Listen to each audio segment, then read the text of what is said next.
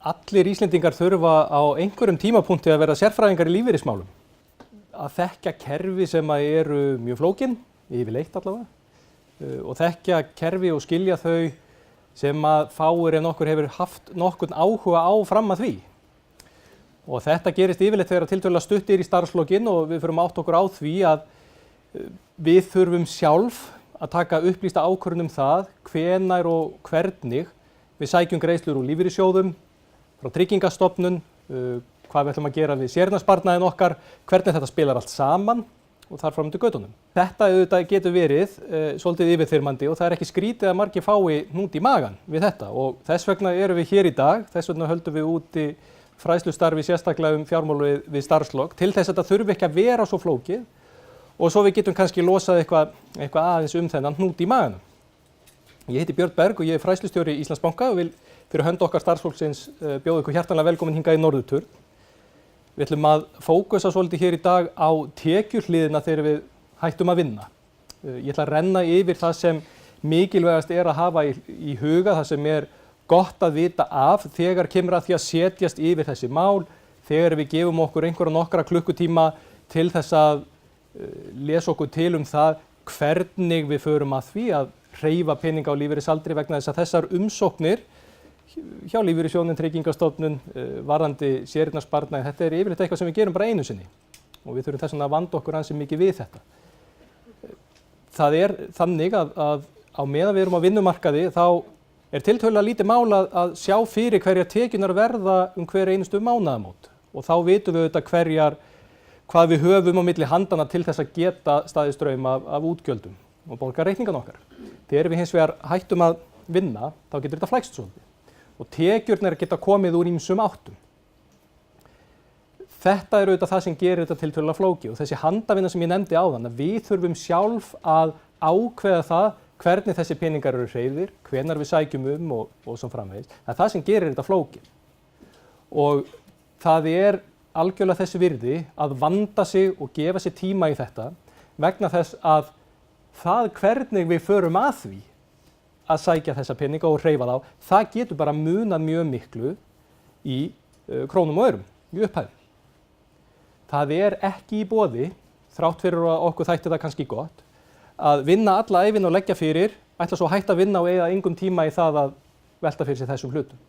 Þá erum við bara að bjóða hættunni heim og þá eru líkur á því að við gerum kostnaðarsöm mistök sem er ekki hægt að lagfæra eftir á. Þannig að þetta er svona meðal þess sem við ætlum að ræða, hvernig spilar þetta saman, hvaða skatta þurfum við að greiða, hentar að vinna á sama tíma og við tökum við greiðslum frá Tryggingastofnun, hvernig eigum við að púsla þessu öllu saman. Og ég ætla að renna yfir sérstaklega þessa hluti núna hér í dag, svo höfum við nægan tíma eftir fundi, við skulum endilega bara geyma spurningar þar til þá, en þá er ég alls ekkert að flýta mér heim, þannig að við skulum bara endilega spjalla eins lengi og einhvern nennir að vera hér í húsinu. En byrjum aðeins á séreignarsparnaðinum. Það er gott að muna það strax varðandi séreignarsparnaðinn að hann er ekkert eins og samtryggingarsjóður. Þessi hefðbundni lífeyrissjóður sem við borgum í, vinnum okkur inn einhver réttindi, einhver mánaðarleg réttindi út ævina, örorkulífeyri, makalífeyri og eitthvað slíkt. Þetta er ekki það kerfi. Séreignarsparnaður er bara eins og hver annar hefðbundin sparnaðurinn og bankareikningi eða í sjóð, nema að það er 60 ára aldurstakmark á úttektinni, megum ekki taka hann út fyrir en við erum orðin 60 og það er alls kyns fríðindi inn í þessu kerfi. Þegar ég er að borga inn í þennan sparnað, þá fæ ég alltaf mótframlag frá vinnuveitanda. Þegar ég tek peningin út, þá mun sá peningur ekki hafa nein áhrif á greiðslur frá Tryggingastofnun. Þegar ég fæ vexti á séreignarsparnaðinn minn, borga ég engan fjármagnstekjuskatt og það er engin skerðing hjá Tryggingastofnun. Þessi peningur er einhver ákveðin upphæð sem ég safna, er á minni kennitölu, kemur engum öðrum við, erfist að fullu til minna erfingja án erfðafjárskatts til barna og maka. Þannig að það er mjög lítill munur í raun og veru í praxis fyrir þann sem er búinn að safna þessum peningum á séreignarsparnaði og bara einhverjum varasparnaði inn á bankareikningi. Og það er gott að hugsa þessa peninga þannig. Þetta er varasparnaður alveg með svipuðum hætti og ef ég flutti úr stærra húsnæði minna og fekk pening á milli. Og þess vegna þurfum við að velta fyrir okkur sömu hlutum. Hvernig ætla ég að ávaxta þetta? Er kannski ástæða til núna þegar að styttist ég í hætt að vinna eða ég er hættur að vinna, að draga eins úr áhættunni í því hvernig þetta er ávaxtað?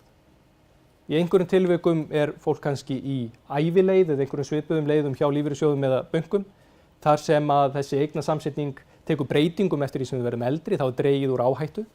Ef þið þekkið það ekki nákvæmlega hvernig verið að ávaxta þessa peninga, skoðið það endilega. Og ef þið viljið ekki taka afstöðu til þess hvernig best að gera það, ræðið endilega við ráðgjafa eða skoðið það hvernig algengast að þetta sé gert.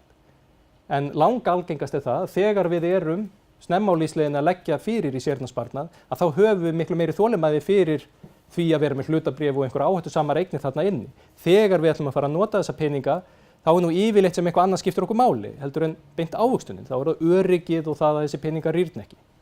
Og varðandi séreignarsparnaði vegna þess hvað hann meðfærilegur og frjáls, þá gerum við bara það sem okkur sýnist með hann.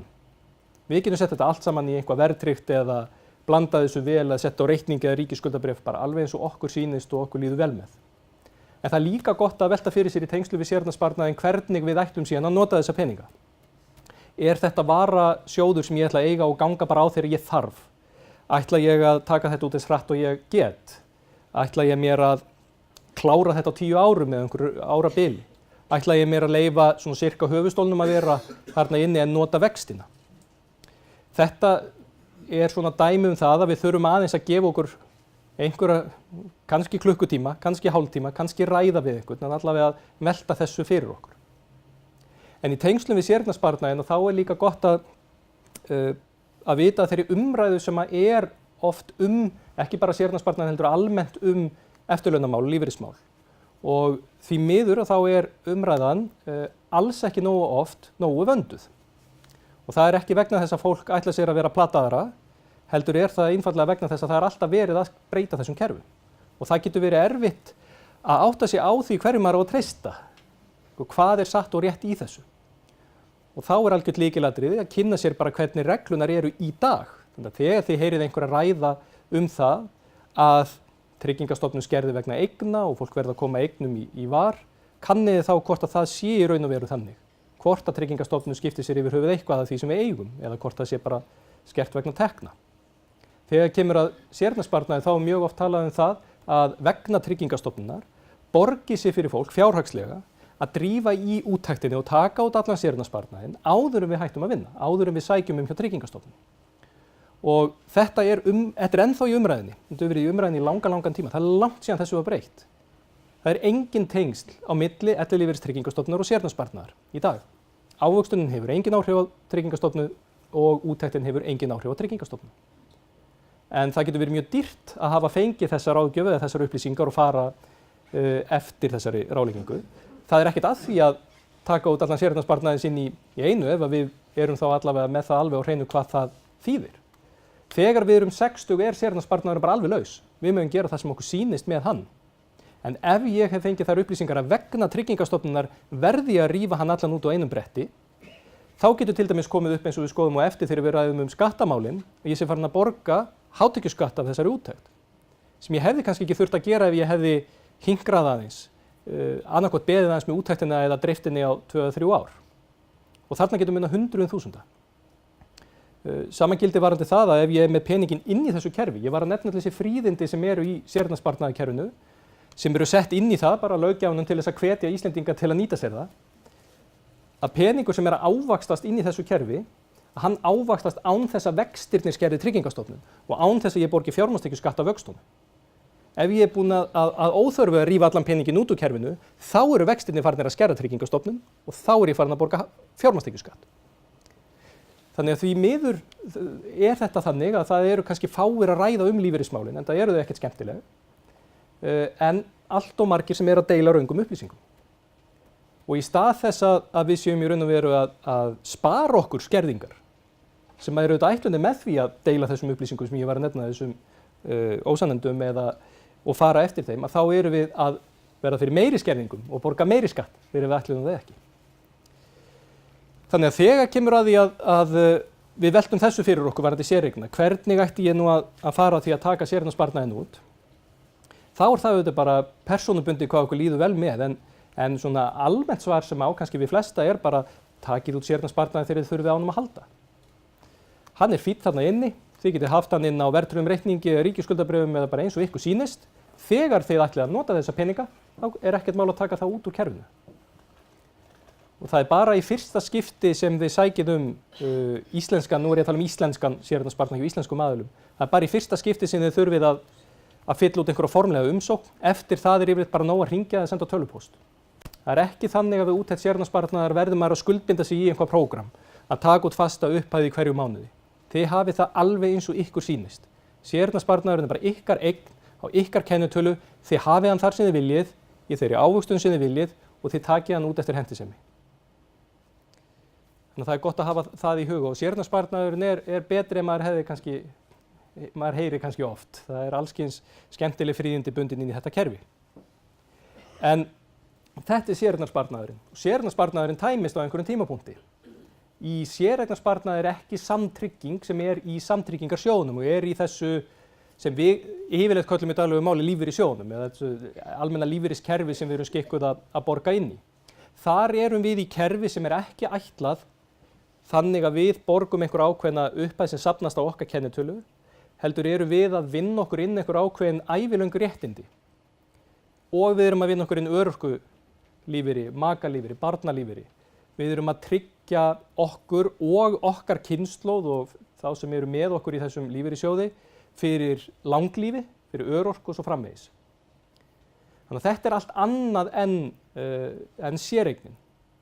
Og yfirleitt það þannig með lífeyrissjóðin að það einhver ákveðin svona viðmiðunar dagsetning sem þið sjáið á yfirlitinu. Þannig að þegar þið fáið sendan póst frá lífeyrissjóðnum þá stendur kannski áætluð réttindi við 67 ára aldur. Þetta miðar auðvitað bara við það að þið ætlið að hefja töku lífeyris og fara úr 100% starfshlutfalli niður í 0 og hefja töku lífeyris á þessum degi. Ef þið ætlið að haga ykkar starfslokum einhvern veginn öðruvísi, þá mæli ég með því að þið talið við starfsfólki ykkar lífeyrissjóði. Ástæðan fyrir því að það ekki hérna út allan bæ verið að halda námskeið almennt lífeyrissjóðina að þeir eru svo ólíkir að það væri ekki hægt. Það allir bara ruglaðir þegar þeir færu út en þeir komu inn vegna þess að það svo ólíkt hvernig reglur þeirra eru og hvað á við okkur. Það má segja kannski að típist sé að viðmiðunaraldurinn sem 67 ára, kannski geti flýtt tökulífeyris til 65 ára, kannski geti seinkað tökulífeyris til 70 eða aðeins lengur. Í einhverjum tilvikum hægt að flýta tökulífeyris til 60, fresta alla áttræðis. Það allur gangur á þessu. Og besta leiðin til þess að fá þetta allt saman á hreint að fara inn á vef sem heitir Lífeyrisgáttin. Lífeyrisgáttina nálgist þið í gegnum ykkar lífeyrissjóð. Þið bara skráið ykkur inn með íslykli eða rafrænum skilríkjum inn á vef ykkar lífeyrissjóðs, komist þaðan inn í þessa lífeyrisgátt.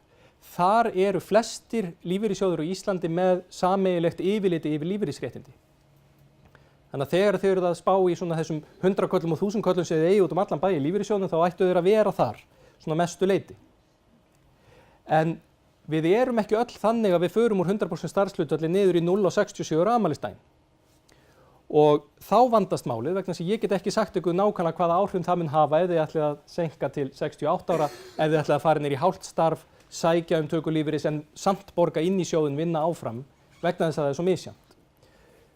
Í þessum tilvikum þá verðið þið að tala við starfsfólki í lífeyrissjóðnum og ein góð leið til að gera það að eiga samskipti meðal annars í tölvupósti. Ástæðan fyrir ég segi það þó að ég ráðlegg ykkur alltaf að fara í lífeyrissjóðinn og ræða við fólk. Oft þetta tiltölulega flókið og það verið að ræða svona nokkra möguleika sem við hafið og þá svo gott að eiga þetta skrifað og skriflegt.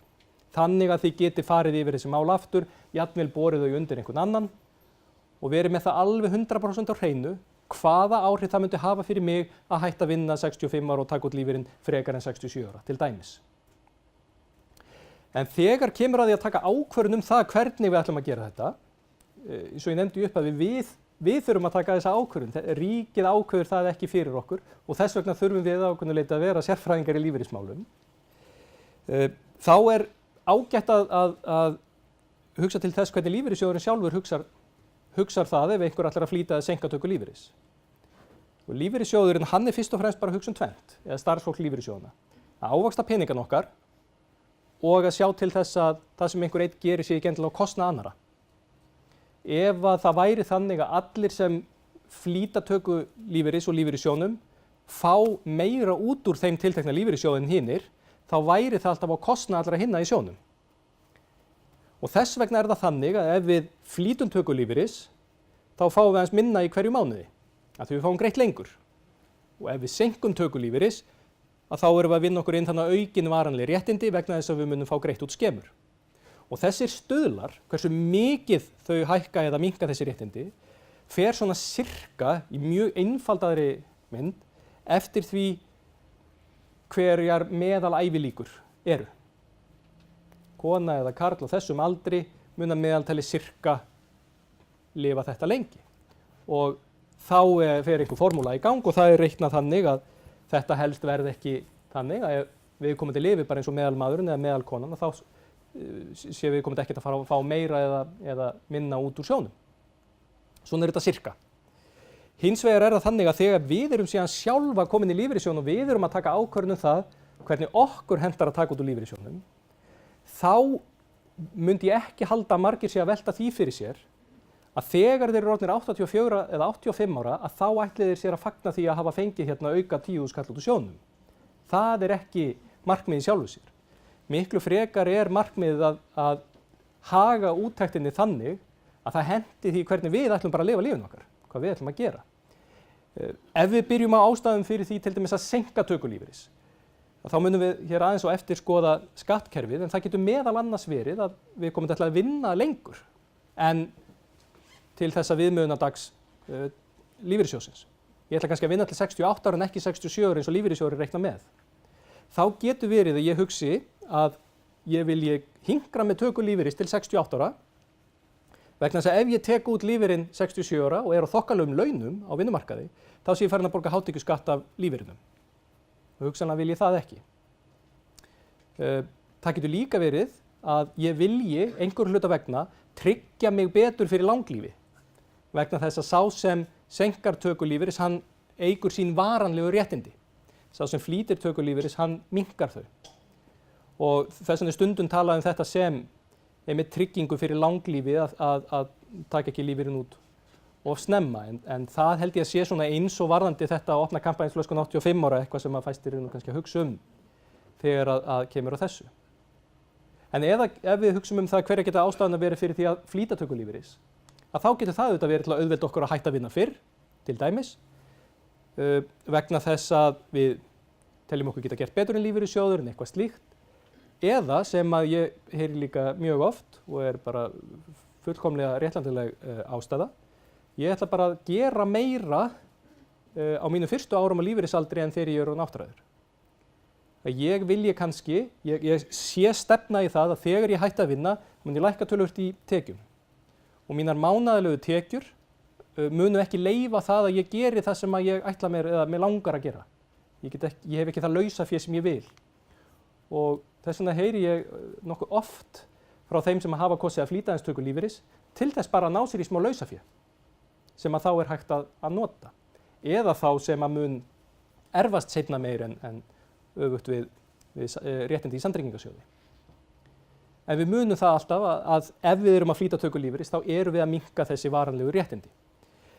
Hins vegar eins og við munum sjá á eftirvarandi tryggingastofnun þá virkar stofnunin og greiðslur hennar sem ákveðin dempari á þessar ákvarðanir. Ef ég kýs að minnka mín mánaðarlegu réttindi hjá lífeyrissjóðnum þá mun tryggingastofnun öllum líkindum bætað mér það aðeins upp. Kannski rúmlega fjórðung. Og sama ef ég eik mín réttindi þá fæ ég kannski minna frá tryggingastofnun. Þannig að auðvitað spila það aðeins inn í þessa ákvörðun líka. En alveg eins og varðandi aðrar ákvarðanir sem við tökum, ekki gefa ykkur það að það sé einhver töfralausn eða eitt sannleikur sem að alveg sama hversu sannfært fólk sem að halda þessu fram, ekki halda þessi eitthvað eitt sem eigi við alla. Það ekki þannig til dæmis með úttekt lífeyris að það hendi öllum að taka fyrir eða seinna. Þetta eitthvað sem þarf að skoða í hvert og eitt skipti. Lífeyrisréttindin, hvort sem það eru réttindi í lífeyrissjóði eða eign í séreignarsparnaði, eru réttindi sem við söfnum á okkar tilteknu kennitölu. Og þetta eru okkar réttindi og okkar eign. Ólíkt því hvernig við litum yfirleitt á fjármál heimilis. Það eru tveir aðilar kannski að reka saman heimili. Það eru yfirleitt þannig að það skiptir kannski ekki öllu máli hvaðan peningarnir koma, þeir koma bara inn á heimilið. Og við byggjum upp einhverja eign í fasteignin okkar og við förum í ferðalög og við borgum okkar reikninga og allt einhvern veginn gengur þetta auð. Allan tíman eru hins vegar aðilarnir að safna sínum sérstöku og einstöku réttindum í lífeyrissjóð og séreignarsparnað. Og þess vegna getur fjárhagsleg staða fólks með tilliti til lífeyrisréttinda og eignar verið mjög misjöfn, til dæmis við skilnað eða ef annar fellur frá á undan. Og þá ágætt að vita að því sem heitir skipting réttinda. Skipting réttinda hefur verið í boði ansi lengi en ekki mikið notuð. Og mér finnst það svolítið miður, ég held að það sé fyrst og fremst vegna þess að það ekki nógu mikið talað þetta. Eitt sem hægt að gera, þetta má skipta í þrennt. Það fyrsta sérstaklega hugsa fyrir þá sem eru yngri. Nú það til dæmis þannig og við hér í Íslandsbanka höfum verið að halda út í fræðslu núna undanförnu varðandi barneignir og fjármál í tengslum við barneignir. Og eitt af því sem við höfum verið að skoða hversu svakalega ólík staða karla og kvenna þegar kemur að barneignum. 98% kvenna taka meira en 6 mánuði í fæðingarorlof, 10% karla. Konur eru miklu líklegri til þess að vera heima með börnum án þess að það sé í fæðingarorlofi, taka bara frí frá vinnu eða vera utan vinnumarkaðar. Og þetta kannski gengur upp fjárhagslega fyrir heimilið, en það gleymist kannski að sá sem heimavinnandi ekki að safna neinu lífeyrisréttindi. Og sá sem að fá greitt úr fæðingarorlofssjóði fær ekki mótframlag í séreignarsparnað og að greiða minna inn í lífeyrissjóð og fæðingarorlofs og séreignarsparnað. Og hvernig þá hægt að tryggja það að sá sem að verður heima til dæmis með barni eða einhverjum hluta vegna bara ekki á vinnumarkaði, að hann sé ekki að fórna réttindum. Það gert með þessum skiptingu réttinda sem að virka þá þannig að hjón eða sambýlisfólk geta ákveðið að allt að helmingur þeirra iðgjalda inn í lífeyrissjóðinn frá þeim og vinnuveitanda fari inn til makans.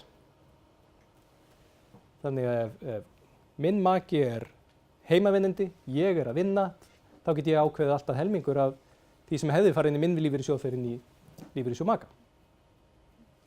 Og þannig verið að tryggja þann sem að væri annars ekki að safna sér góðu réttindum. Þetta sama hægt að gera á leiðinni út úr sjónum. Þá hægt að semja það að allt að helmingur útgreiðslna úr sjónum farin á bankareikning maka. Og svo það þriðja sem svona stærsta málið eða svona þyngsta og stærsta ákvörðun að taka, vegna þess að hitt tvennt sem ég nefndi hægt að draga til baka, en það ekki hægt að draga til baka það sem heitir varanleg skipting safnaðra eða áunninna réttinda.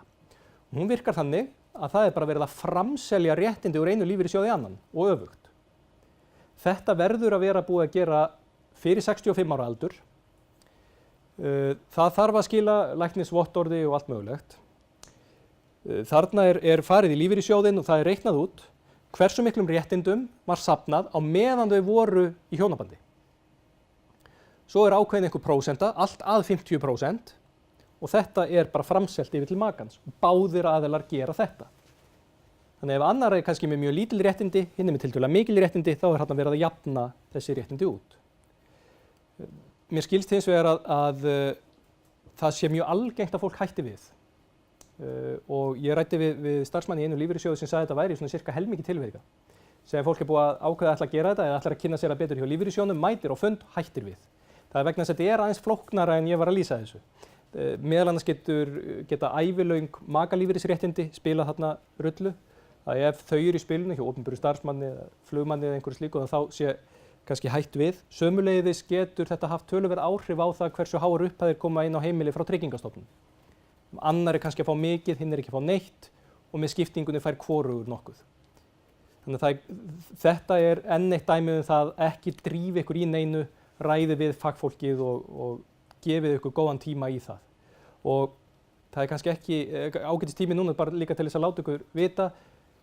Það engin dónaskapur í því að sitja í klukkutíma hjá ráðgjafa í banka eða lífeyrissjóði.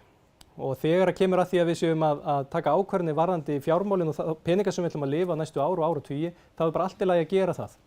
Að taka sér smá, kannski frí í vinnunni, fara hringinn, hitta þessa aðila, jafnvel að biðja töluverða vinnu, láta lífeyrissjóðin eða bankan reikna út fyrir sig, þannig að þið séð algjörlega klára því að þegar þið takið þessar ákvarðanir þá séu þær allavega upplýstar og byggðar á bestu vitund. Nú, aðeins meira varðandi fjármálin og þá það sem að varðar skattana. Þegar þið sjáið yfirlit, nánast alveg sama hvað það hvort þið eru að sjá tölur hjá Tryggingastofnun, lífeyrissjóðnum, séreignarsparnaðnum, þetta alltaf brúttótekjur. eða brúttó upphæðir. Þau eru alltaf að sjá þessar upphæðir fyrir skatt. Og það þannig að flest það sem var á fyrstu myndinni sem ég sýndi ykkur, sem voru þessar tekjur sem að geta verið heildartekjur okkar á lífeyrisaldri, að þetta allt eitthvað sem á eftir að taka síðan staðgreiðslu af, tekjuskatt og útsvar. Og þá gott að muna það hvernig skatturinn hugsar tekjurnar okkar. Þessu bara hlaðið hverju ofan á annað.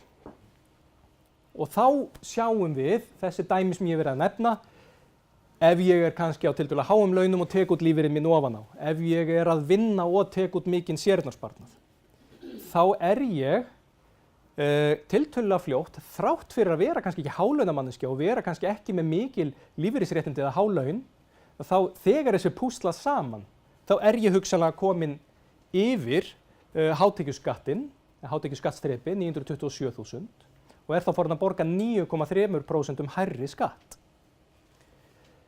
Það sem við gerum þegar við erum að sækja peninga, hreyfa peninga, við dokum aðeins við, tölum við fagfólki og veltum þessu vandlega fyrir okkur og spyrjum okkur tveggja spurninga.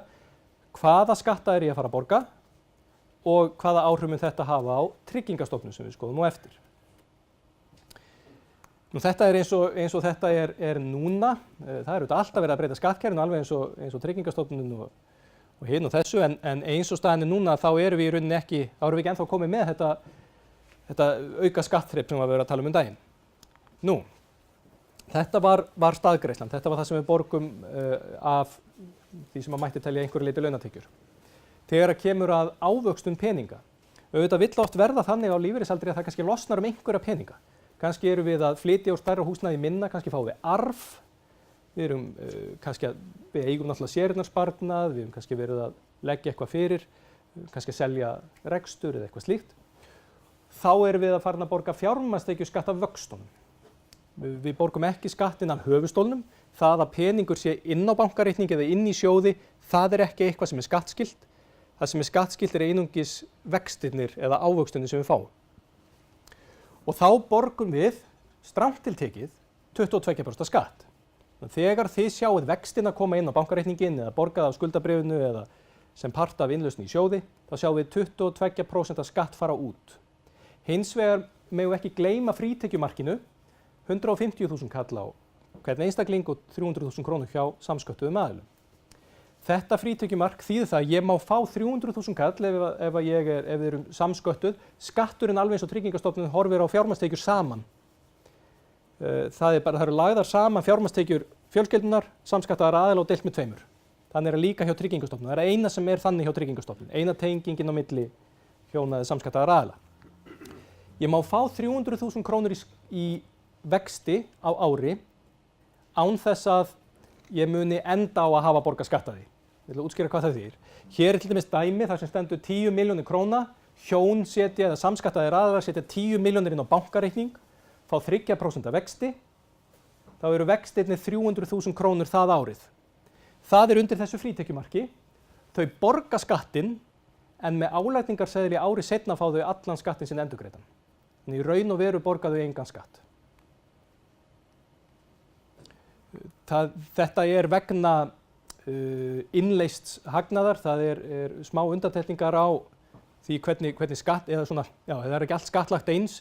Eins og ég segi, ávöxtun séreignarsparnaðar undanþegin fjármagnstekjuskatt, engin fjármagnstekjuskattur á henni.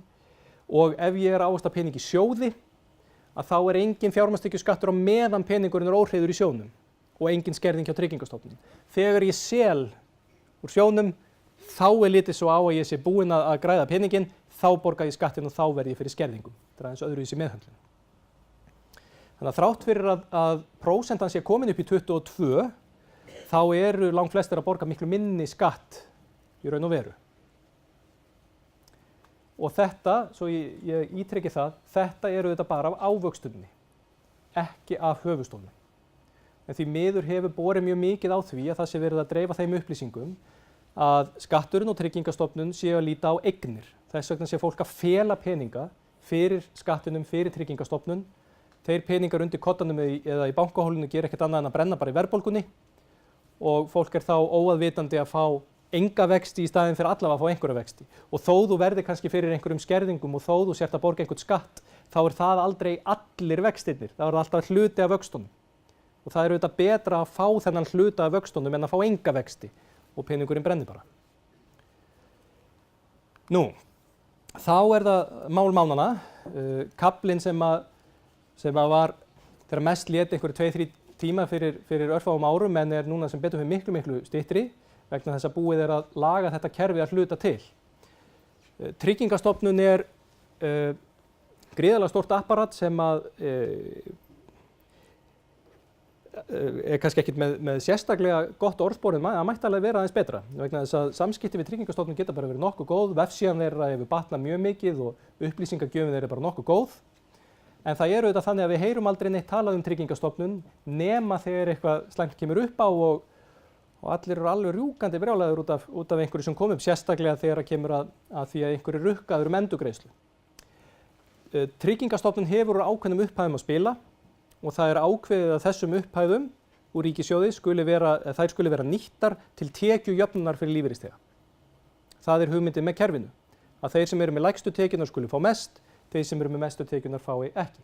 Svo getum við alveg haft okkar skoðanir á því hvort okkur finnist það gott eða slæmt, en við skulum ekki blanda því í umræðina það hvernig þetta virkar. En það oft þannig og það að benda á að þessi ómögulegt kerfi ekki ástæða til þess að ætla ekki að undirbúa sig sjálfur eða kynna sér að hvernig þetta á við okkur sjálf.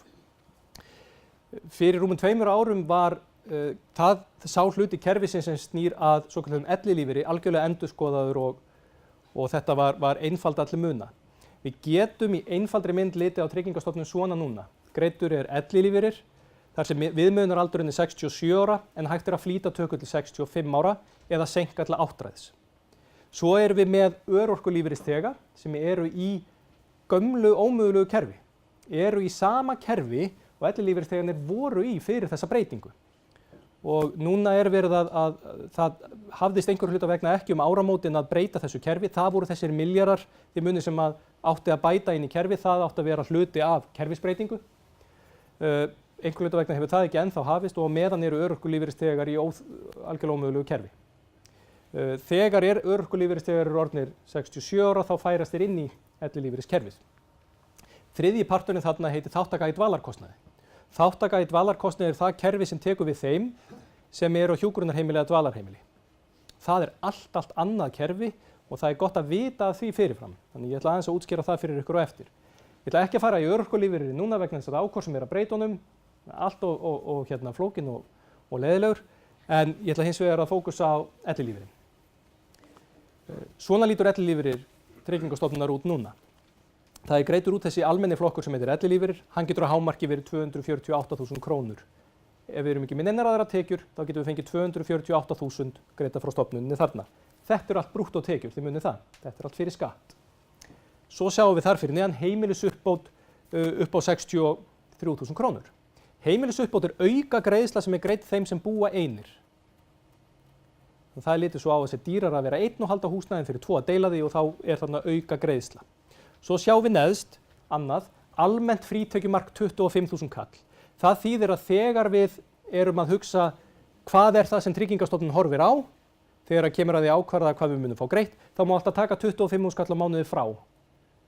Það ekki 25.000 krónar laun eða 25.000 krónar vextir eða eitthvað svoleiðis, það bara 25.000 af heildartekjunum okkar, skiptir ekki máli og ég sýni ykkur á mynd á eftir hvernig það virkar. Síðan annað frítekjumark sem 100.000 krónur á mánuði vegna launa, vegna atvinnutekna. Það held ég þægilegra að hugsa það sem 1,2 milljónir á ári heldur en 100.000 kall á mánuði. Vegna þess að eins og við munum sjá á eftir, það borgar sig fyrir flesta að sækja ekki greiðslu frá Tryggingastofnun fyrir þeir eru hættir að vinna. Og ef við ætlum að ef við erum búin að taka ákvörðun það, við erum hætt að vinna, ætlum að sækja með Tryggingastofnun, en ætlum aftur að fara að vinna eitthvað, þá getur þetta verið að það sé hlutavinna, það þarf ekki endilega að vera fullt starf. Og þá gott að hugsa þetta þannig, þetta 1,2 milljónir sem ég hef, sem ég má hafa í laun brútt á það ári án þess að það hafi nokkur áhrif á Tryggingastofnun.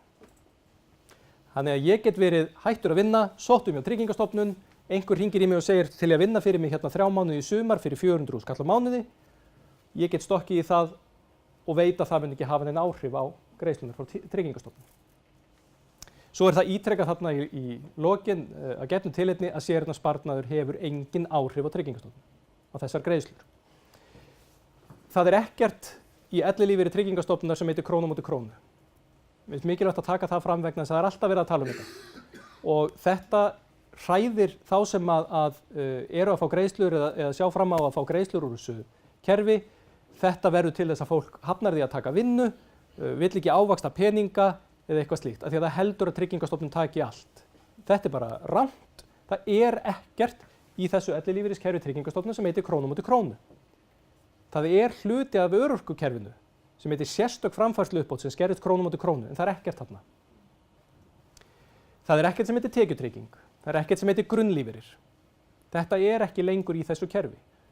Og þess vegna er svo mikilvægt vegna þess að það er stanslaust verið að hringla í þessu og það er ekki fyrir neitt að fylgjast með þessu. Það er ekki að ætlast til þess að allir geti fylgst með öllum þeim breytingum sem við verið að gera, að það er svo nauðsynlegt að við setjum alltaf fyrirvara við það sem við heyrum.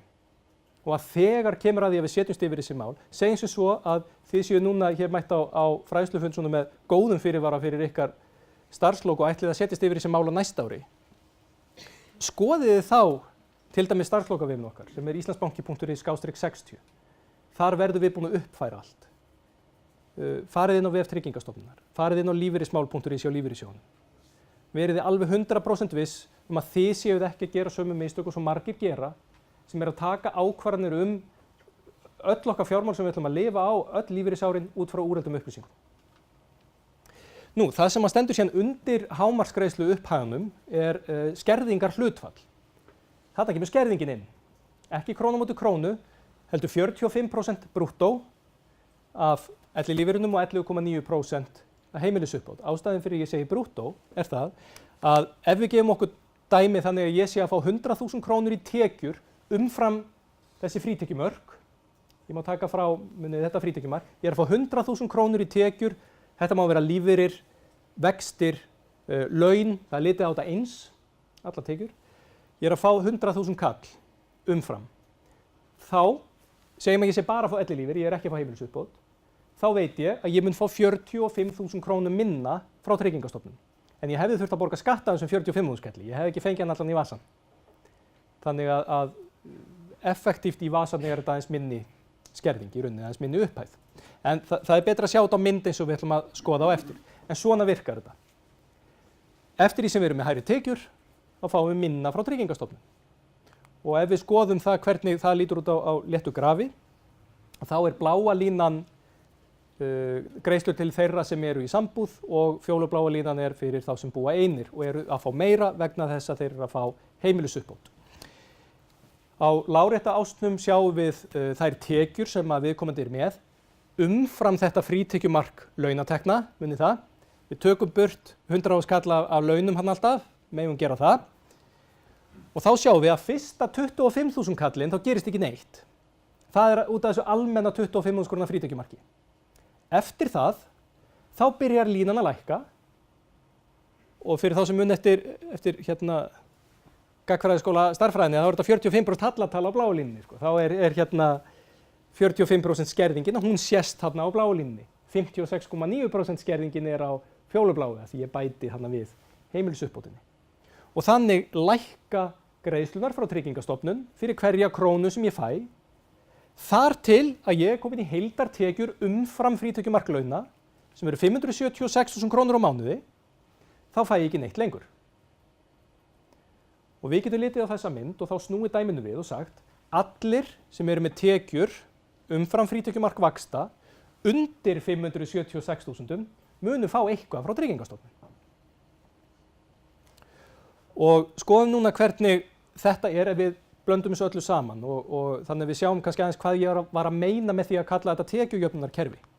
Svona lítur þetta út. Það sem gula svæðið eru þær tekjur sem ég er með umfram frítekjumark launa, bláa svæðið er ellilífeyrir, fjólubláa er heimilisuppbótin, þessi aukagreiðsla. Þá sjáið þið að þunginn af greiðslunum úr Tryggingastofnun er að fara til þeirra sem eru með lægstu tekjunar. Svo minnkar þetta og minnkar eftir því sem fólk er tekjuhærra. Og sá sem er hérna lengst hægra megin á grafinu komið 600.000 kall í tekjur umfram frítekjumark, hann fær ekki lengur neitt úr Tryggingastofnun.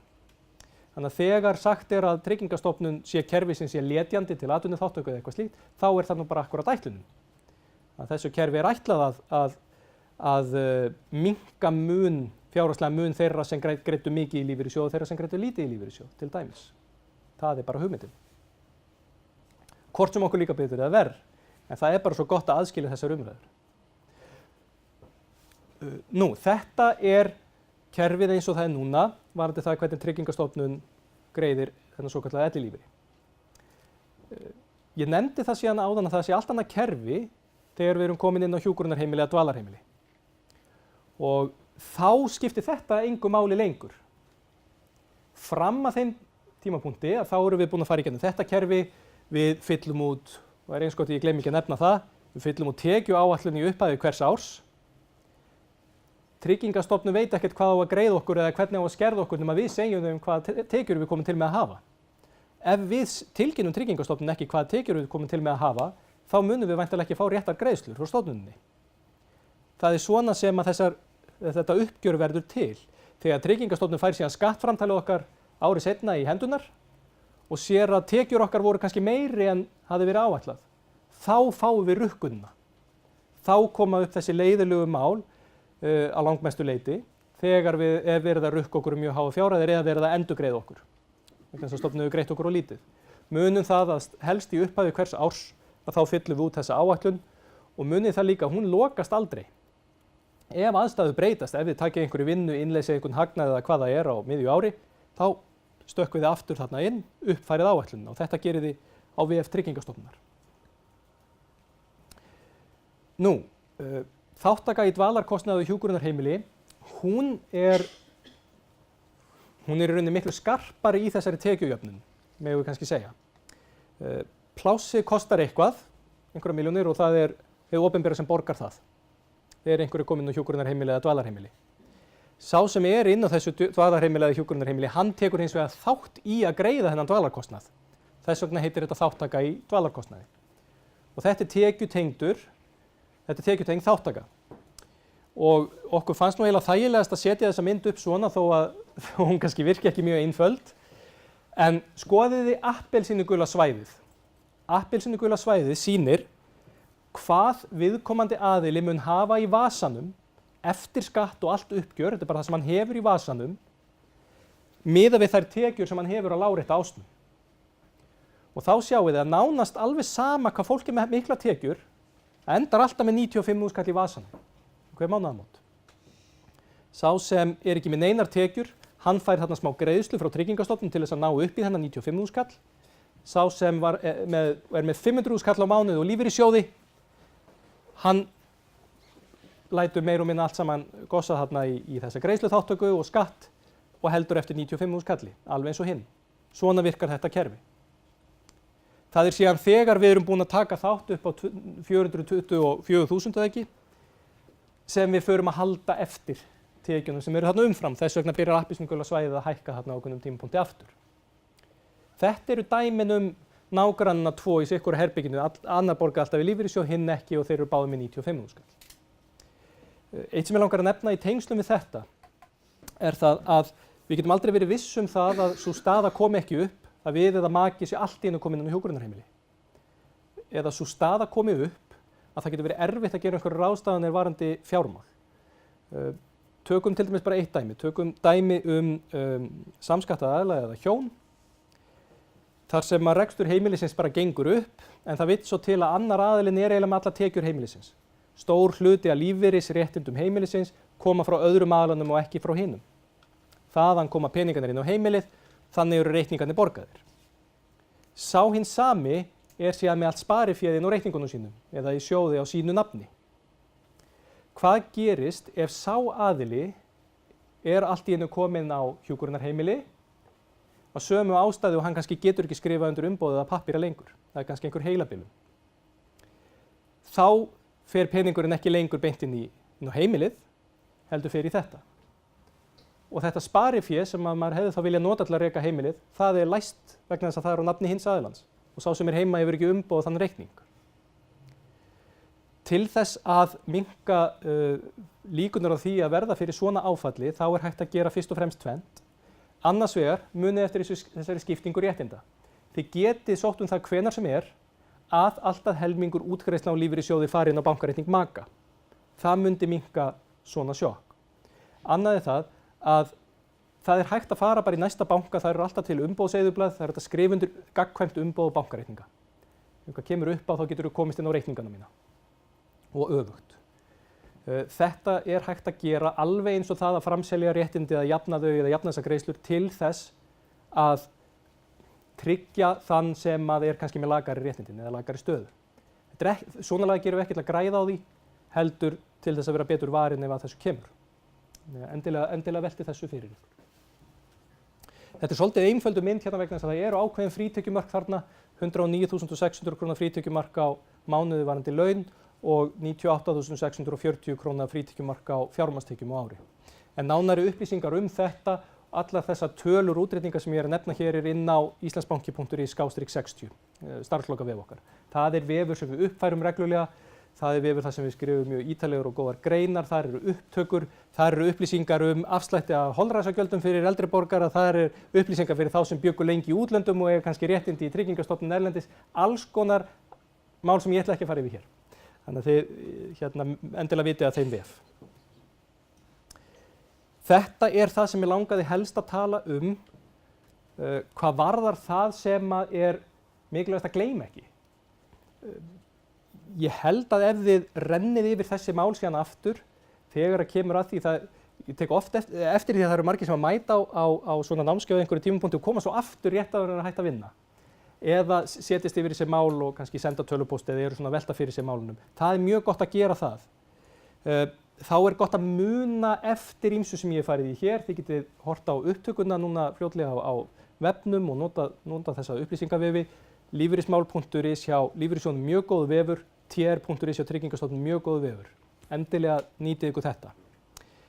En þegar þið setjist síðan niður, hvort sem þið eruð að fara til ráðgjafa eða ætlið bara að setjast saman niður, leggja öll spilin á borðið og taka ákvarðanir það hvernig þið ætlið að haga ykkar starfslokum, að þá er ég með smá lista yfir atriði sem er gott að hafa í huga eða vera búin að skoða vandlega.